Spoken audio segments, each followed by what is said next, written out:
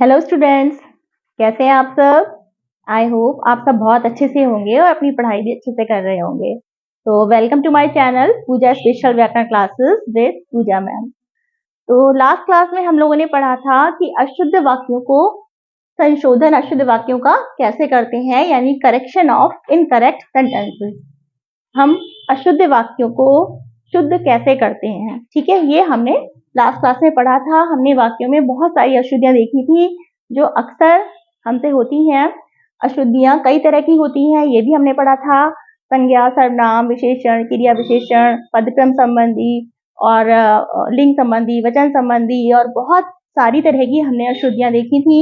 इसमें से हमने 5 तरह की अशुद्धियों के बारे में पढ़ लिया था, जो कि थी संज्ञा संबंधी, सर्वनाम संबंधी, लिंग संबंधी, वचन संबंधी और विशेषण संबंधी अशुद्धि हमने पढ़ ली थी। तो आज उसके आगे से हम शुरू करते हैं। 6 है अशुद्धि, जो कि है क्रिया संबंधी अशुद्धियां। क्रिया संबंधी, क्रिया आप लोग जानते हैं क्रिया क्या होता है। क्रिया जिन शब्दों से किसी काम का करना या होना पाया जाता है वो क्रिया कहलाते हैं। अब क्रिया शब्दों में क्या अशुद्धियां होती हैं ये देखते हैं।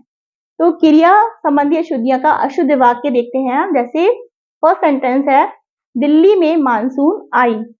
हम लोग ये लिख देते हैं। अब आई शब्द क्या है, क्रिया है, तो क्रिया संबंधी अशुद्धि हो गई। तो हम लोग क्या अक्सर लिख देते हैं, दिल्ली में मानसून आई, ठीक है। लेकिन क्या होता है, आई नहीं लिखा जाता, दिल्ली में मानसून आया। सही शब्द क्या, सही वाक्य क्या है, दिल्ली में मानसून आया, ठीक है। ऐसी सेकंड सेंटेंस है, तुम कपड़े डाल लो। कई बार कह देते हैं जल्दी में, तुम कपड़े डाल लो। तो डाल लो शब्द गलत है, यहाँ पे क्या होना चाहिए, तुम कपड़े पहन लो। तो ये अशुद्ध, यदि हम डाल लो लिखेंगे तो ये अशुद्ध हो जाएगा और इसका शुद्ध क्या है, तुम कपड़े पहन लो। ऐसी थर्ड सेंटेंस है, बाजार से थोड़े फल खरीदना है। ये तो अक्सर कहते हैं हम लोग, बाजार से थोड़े से फल खरीदना है। लेकिन हमें क्या लिखना है, जब थोड़े फल आ गया तो हमें यहाँ पे क्या लिखना पड़ेगा, क्रिया में क्या लिखेंगे कि बाजार से थोड़े फल खरीदने हैं, क्योंकि फल बहुत सारे हैं, थोड़े फल खरीदने हैं, तब ये शुद्ध वाक्य बनेगा व्याकरण की दृष्टि से, ठीक है। अब देखिए 7th है क्रिया विशेषण संबंधी अशुद्धियां। अब क्रिया विशेषण क्या होता है, क्रिया विशेषण जो शब्द क्रिया की भी विशेषता बताते हैं। ये हम लोगों ने पहले पढ़ा था कि जो शब्द क्रिया की भी विशेषता बताते हैं वो क्रिया विशेषण कहलाते हैं। तो अब क्रिया विशेषण संबंधी अशुद्धियां क्या होती हैं, जैसे देखिए, आज सारी रात भर बारिश होती रही। सारी रात भर, इसमें रात भर क्या है, क्रिया विशेषण है, लेकिन हमने क्या लिखा है, सारी रात भर। अब सारी भी लगा दिया और रात भर भी लगा दिया, तो ये दो हमने क्रिया विशेषण लगा दिए, तो ये गलत है। होना क्या चाहिए, शुद्ध, आज रात भर बारिश होती रही, ठीक है। रात भर बारिश होती रही, इसका मतलब ही है कि सारी रात बारिश होती रही। तो या तो हम सारी रात लिखे या फिर हम रात भर लिखते, तो यहाँ पे क्या शुद्ध है, आज रात भर बारिश होती रही। सेकेंड सेंटेंस देखिए, इसी में बादल धीरे धीरे गरजने लगे। अब बादल कभी भी धीरे धीरे नहीं आता है इस सेंस में, तो हम क्या लिखना चाहिए, बादल जोर जोर से गरजने लगे। थर्ड सेंटेंस है, लगातार बस चल पड़ी। तो हमें क्या लिखना चाहिए, लगातार, यहाँ पे शब्द गलत है। क्या यूज होता है, बस अचानक चल पड़ी। यूज क्या होना चाहिए, बस अचानक चल पड़ी। तो ये सही हमारा वाक्य हो जाएगा। ऐसी फोर्थ सेंटेंस है, मीना प्रातः काल के समय घूमने जाती है। मीना प्रातः काल के समय घूमने जाती है। अब प्रातः काल यहाँ पे आ ही गया, तो हमें क्या लिखने की जरूरत नहीं है, इसके समय लगाने की जरूरत नहीं है, प्रातः काल क्योंकि खुद ही समय है, ठीक है। तो मीना प्रातः काल घूमने जाती है, तो ये हमारा शुद्ध वाक्य हो गया।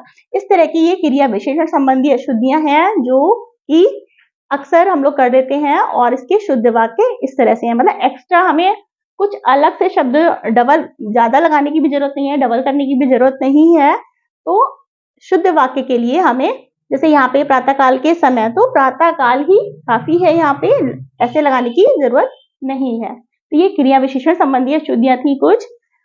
नेक्स्ट है पदक्रम संबंधी अशुद्धियां। पदक्रम, आप पदक्रम जानते हैं, पद क्या होते हैं, वाक्य में जो शब्द आते हैं वो पद कहलाते हैं। और पदों के क्रम में गलतियां, यानी कि पदों को लिखने, जो सेंटेंस जब हम वाक्य लिखते हैं तो उसमें पदों का क्रम गलत हो जाता है। कई बार जो पद पहले आना चाहिए ये पद बाद में आना चाहिए, यानी कि क्रम जो है उनका वो गलत हो जाता है कभी कभी, उसे कहते हैं पदक्रम संबंधी अशुद्धियां। तो इसमें देखिए क्या है अशुद्ध वाक्य, जैसे पहला सेंटेंस है बच्चे को काटकर सेब खिलाओ। बच्चे को काटकर सेब खिलाओ, हमारा मतलब यही है कि बच्चे को सेब को काटकर खिलाओ।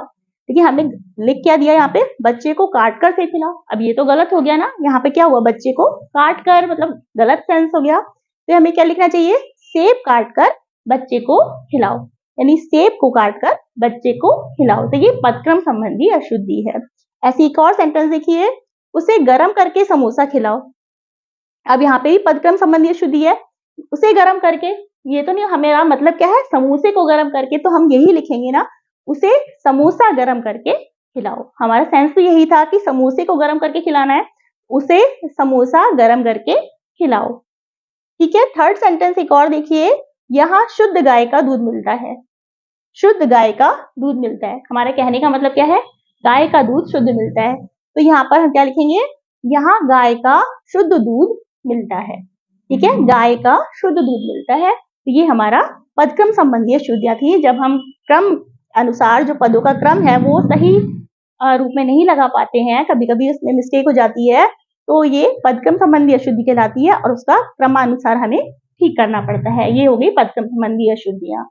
कुछ और अशुद्धियां देखते हैं। चलिए अब 9th देखते हैं, पुनरुक्ति संबंधी अशुद्धियां। पुनरुक्ति माने मतलब जो हम बार बार रिपीट कर देते हैं, वर्ड्स को रिपीट कर देते हैं जिनकी जरूरत नहीं है, उससे संबंधित अशुद्धियां क्या होती हैं, ये देखते हैं। पहले अशुद्ध वाक्य देखिए, पहला है, फर्स्ट सेंटेंस है, आतंकवादियों के भय से लोग डरे हुए हैं। क्या लिखा है, आतंकवादियों के भय से लोग डरे हुए हैं। अब के भय से लोग, आतंकवादियों के भय से लोग डरे हुए हैं, तो इसमें कई चीजें रिपीट हो रही हैं, भय से और डरे हुए हैं, ये सब रिपीट हो रहा है। तो इसको हम कैसे लिख सकते हैं शुद्ध वाक्य में, आतंकवादियों से लोग भयभीत हैं। तो हमें इतना लगाने की जरूरत नहीं है, तो हम क्या लिख सकते हैं, आतंकवादियों से लोग भयभीत हैं। तो हमें ये इतना सारा बार बार लिखने की जरूरत नहीं है। पुनरुक्ति का मतलब ही है बार बार जो चीजें हम लिख रहे हैं उसको हमें लिखने की जरूरत नहीं है। सेकेंड सेंटेंस देखिए, बच्चे सायंकाल के समय बाहर खेल रहे थे। बच्चे सायंकाल के समय बाहर खेल रहे थे। अब समय लिखने की, सायंकाल तो खुद ही समय है तो इसको लिखने की जरूरत नहीं है। क्या लिखेंगे हम, बच्चे सायंकाल में बाहर खेल रहे थे। ठीक है, ऐसे देखिए थर्ड सेंटेंस, आप कब वापस लौटेंगे।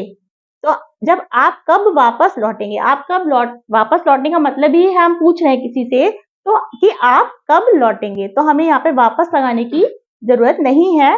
क्या लिख सकते हैं हम, आप कब लौटेंगे।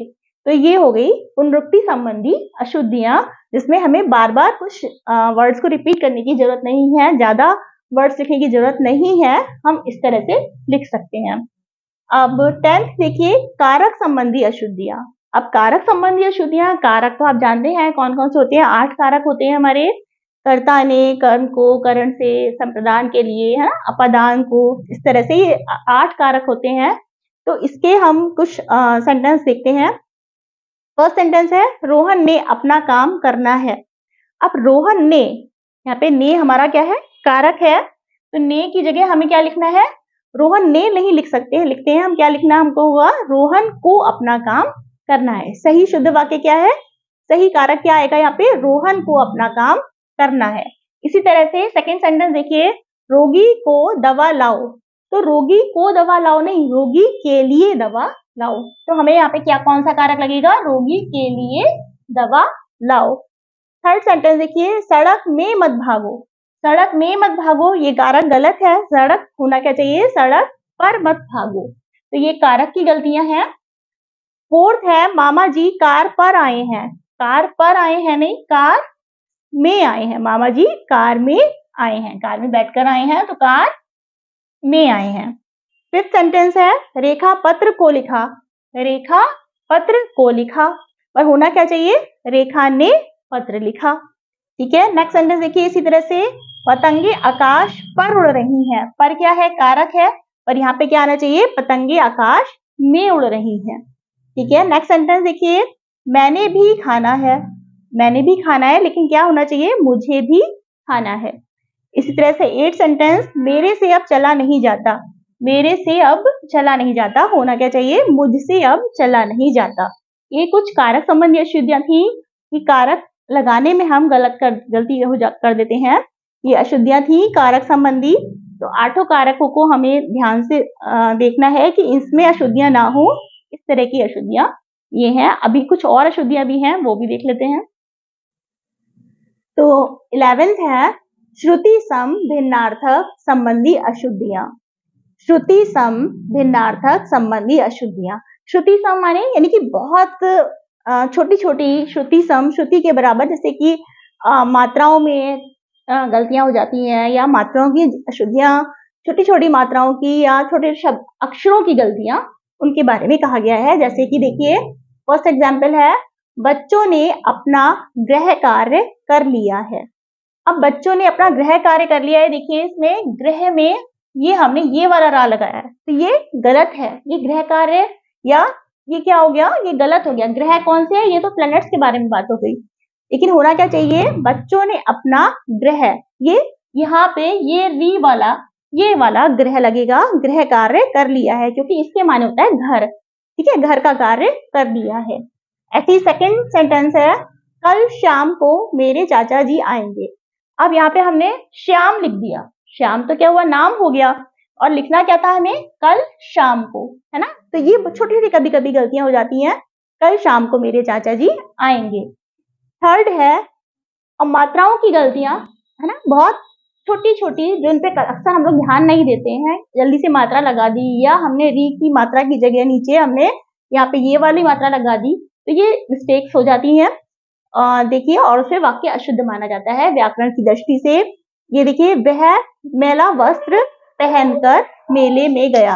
अब यहाँ पे एक मात्रा लगा दी हमने, मेला बन गया ये वह, और हम लिखना क्या चाह रहे थे, वह मैला वस्त्र पहनकर मेले में गया। तो मैला में क्या लगेगी, 2 मात्राएं लगेंगी एक ही, तब वो मैला लिखा जाएगा। और यही हम कहना चाह रहे थे, वह मैला वस्त्र पहनकर मेले में गया। पर कभी कभी जल्दी में एक मात्रा लगा दी, या ध्यान नहीं रहा, या किसी वजह से भी इस तरह की गलती हो जाती है, तो पूरा सेंटेंस हमारा गलत हो जाएगा। अब देखिए 12th है, विराम चिन्ह संबंधी अशुद्धियां। विराम चिन्हों से संबंधी अशुद्धियां तो बहुत ज्यादा होती हैं, विराम चिन्ह सही से नहीं लगा पाते हैं। वैसे मैंने आपको लास्ट वीडियो में पहले ये विराम चिन्ह का चैप्टर पूरा पढ़ा रखा है, उसको अच्छे से पूरा एक्सप्लेन किया है, कहाँ पर कौन सा विराम चिन्ह लगता है और उसकी क्या गलतियां होती हैं। यहाँ पर हम लोग कुछ देख लेते हैं, विराम चिन्ह संबंधी अशुद्धियां कौन सी होती हैं, जो अक्सर बहुत ज्यादा होती हैं, मैंने वही लिखी है यहाँ पर। फर्स्ट एग्जाम्पल, माता जी ने सेब, केले और अमरूद खरीदे। अब आपको इस सेंटेंस में कोई गलती नजर आ रही है, माता जी ने सेब, केले और अमरूद खरीदे।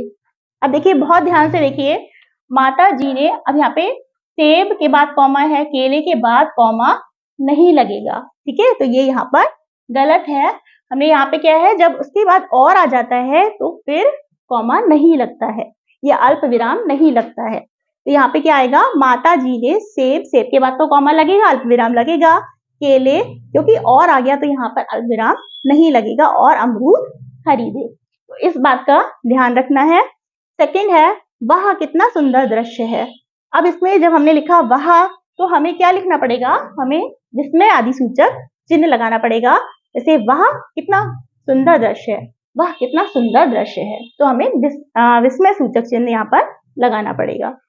ऐसी थर्ड है, महात्मा गांधी ने कहा था करो या मरो। अब ये वाली गलती हमसे बहुत होती है। अब आप ध्यान से देखिए, इसमें आपको कुछ गलती नजर आ रही है कि महात्मा गांधी ने कहा था करो या मरो। अब हमने इन्वर्टेड कॉमास, देखिए ध्यान से कि इन्वर्टेड कॉमास क्या करा, हमने यहाँ पे लगा दिया और बाद में विराम चिन्ह जो है हमने इसके बाद लगाया, इन्वर्टेड कॉमास के बाद। ये गलती बहुत ज्यादा होती है, सभी से होती है, बच्चों से क्या बड़ों से भी होती है। तो लिखना क्या है, महात्मा गांधी ने कहा था करो या मरो, ये, लेकिन हमें इसको विराम चिन्ह को पहले ही लगाना है, उसके बाद इन्वर्टेड कॉमास लगाने हैं। मतलब ये हमें विराम चिन्ह, इसको हमें इन्वर्टेड कॉमास के अंदर लगाना है, इसके बाहर नहीं, इसके अंदर पहले ही लगाएंगे। चाहे क्वेश्चन मार्क हो या कुछ भी हो, तो हमें इसके पहले ही लगाना है और उसके बाद हमको इन्वर्टेड कॉमास लगाने हैं। तो ये होगी विराम चिन्ह संबंधी अशुद्धियां। 13 है, वर्तनी संबंधी अशुद्धियां।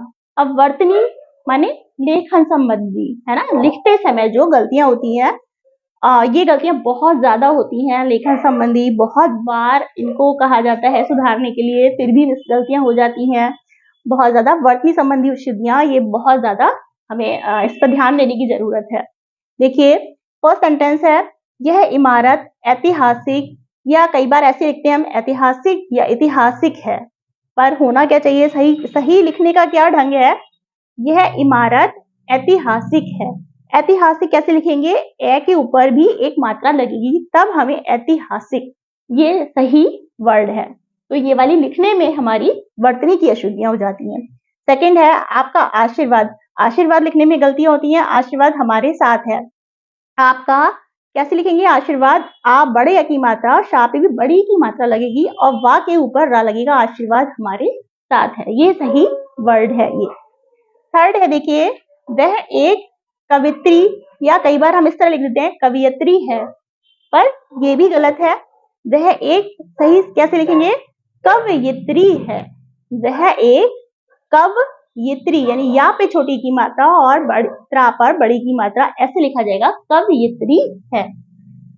जो मैं आपको कुछ मेन वर्ड्स बता रही हूँ जो अक्सर गलत हो जाते हैं। फोर्थ है, उसका भविष्य उज्जवल है।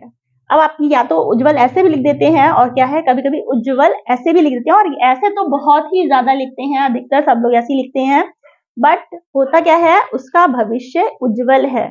इसमें क्या होता है, दोनों जा आधे हैं, उज्जवल है।